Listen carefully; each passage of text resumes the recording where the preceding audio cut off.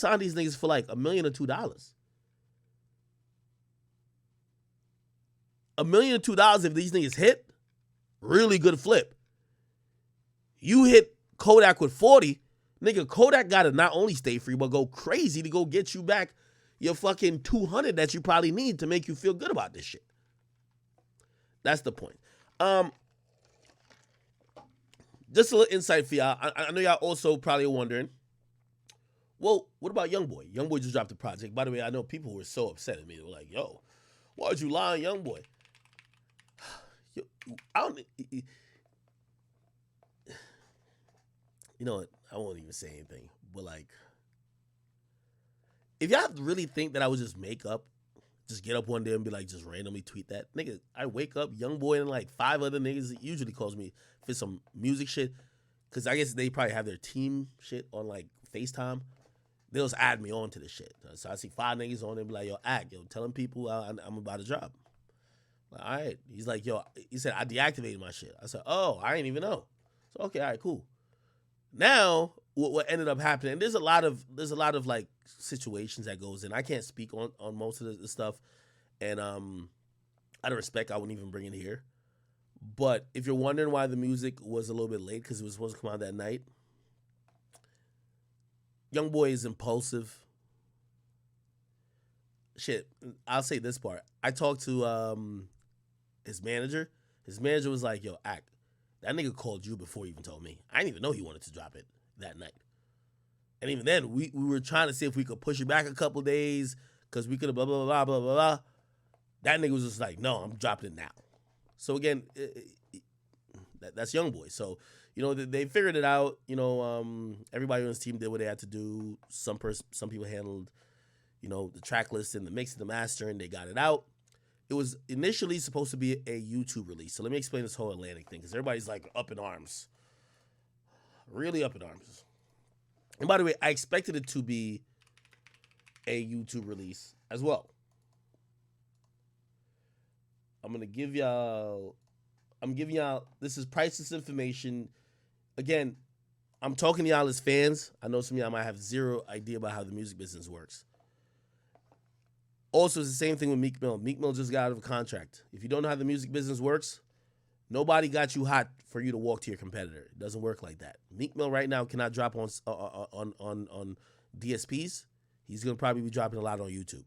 Usually what happens is that when you are in a contract and you get out of that contract, there's usually a grace period that you have to wait to drop music. Usually sometimes it's a year, sometimes it's 6 months. Youngboy contractually cannot drop music everywhere at this moment. He's out of his contract, but it says in the contract, just like it says in the contract with everybody else. So it's not just Youngboy. It's how the music business works. Youngboy drops too frequently. That's the thing. So you'll see it affect him.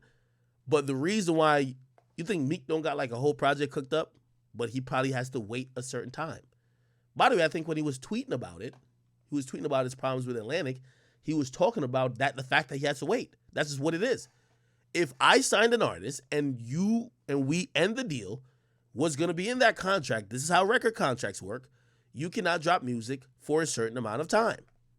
You know what that means? You're not going to use me as a springboard for your new deal that you may have negotiated while you're with me. That's how it goes. Okay? So initially, and that was initially thought, this was only going to be a YouTube release. This was not supposed to be on Spotify and other places like that. Now, granted, Atlantic could have blocked it. I'm telling you how this goes.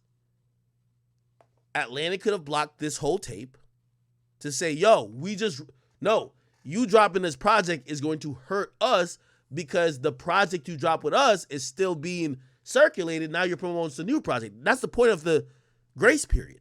You get what I mean? Like, think about it. Meek dropped his last album. They got whatever budget for it. They did all that shit for it. A record label's like a bank. They're not trying to get their money back today or tomorrow or next month or the next month. They're like, yo, we could wait 3 years for this shit. But around like 3 years, they think they should be at least recouped. So when you're getting out of a deal, they want to get at least a year with you having nothing out. Right? And that's how they approach many people's deals. It's going to be in every deal you sign. Yo, after you get out the deal, 6 months after that day, you could drop with whoever. But you can't drop for 6 months. Youngboy is not the artist who goes 6 months without putting out music. I think his thought, and by the way, this is not me talking to him. This is me just being savvy when it comes to the music business. Also, I talked to some A&Rs at Atlantic. Like, some of them knew that Youngboy was going to drop something, but it was understood it was going to be a YouTube release. Now, this is what I do know at this point. Youngboy and Atlantic talked, and it was basically saying, well, bro, you can't have it up on DSPs till a certain date. How about we just give you a bag? We're going to give you a bag for the shit. We give you, they're out the contract. So it's not like they're out the contract. But because he can't legally, technically put it up on DSPs until after a certain time, I believe he can't really drop new music officially till like, I don't want to say the date. But Youngboy he does what he wants to do. So, you know what I mean? Like, I want to drop. He's probably going to have to work around that. So anyway, Atlantic basically said, yo, listen, check this out. We'll throw you a bag. This, obviously, we're out of the contract. You own the masters to this shit. But we get a split on it. And it still comes out under Atlantic. And I think if you look at it, so it's Realer. Here we go. Realer 2. So if you look at the bottom, which I see you guys kind of smart now to realize what the fuck. If you look at the bottom, it's going to say, Never Broke Again LLC, Atlantic Records. Yeah. So Atlantic threw him a bag. And, Atlantic threw him a bag and they put it on DSPs. That works. Somebody said I'm babbling at this point? No. Bro, I'm telling you exactly. Y'all ask me a question and I'm breaking it down exactly what it is, but y'all don't want to hear it. He's a free agent. Well, he may have signed a deal. I don't know about it. I can't say nothing. But he's out of his Atlantic deal. However, anything until the grace period ends, Atlantic could potentially have a say in it. It's not like they have a beef in a relationship, even though sometimes you would see him post it or she would think it is. They gave him a bag and they said, bro, just drop it on here. And, yeah. So still, he's out the deal.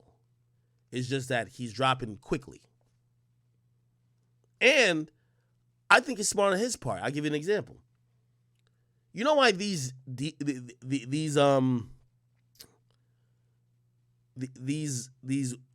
grace periods are in contracts? Because labels know that artists need to keep momentum up, and they want to kill your momentum. If you're leaving them, they want to kill it. The time that Youngboy could drop, his grace period is much shorter than other people's grace period. If you got to take a year off from music because you're leaving a label, would you leave that label? Y'all get that? If you leaving a label means you have to take a year off from making and putting out music, would you leave the label? So it's one of the tactics they kind of use to kind of look at you to be like, well, you know you're going to get cold. Niggas going to forget about you.